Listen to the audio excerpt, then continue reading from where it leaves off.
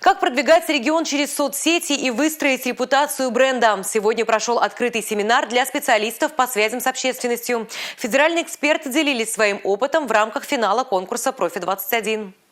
Этот конкурс рожден в Чувашии, командой специалистов Чувашии.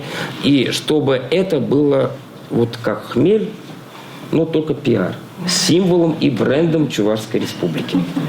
Давайте прикладывать к этому все возможные усилия. Поэтому я к чему говорю?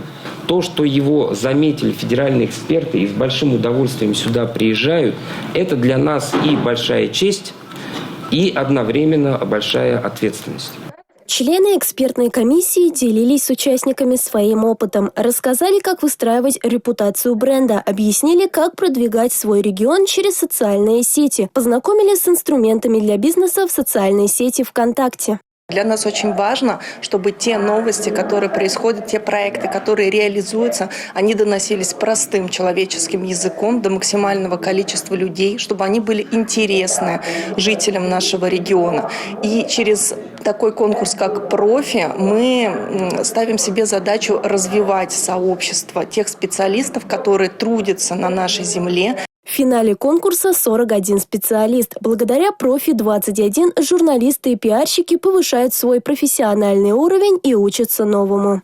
К данному конкурсу я подготовилась очень тщательно, подбирала различные материалы для того, чтобы члены жюри оценили по достоинству все собранные материалы, которые я подала на данный конкурс. Это, наверное, новый какой-то этап, новый старт для развития моего. И я всегда мечтала, наверное, побывать на таком конкурсе, тем более наша республика поддерживает таких специалистов, и грех не поучаствовать.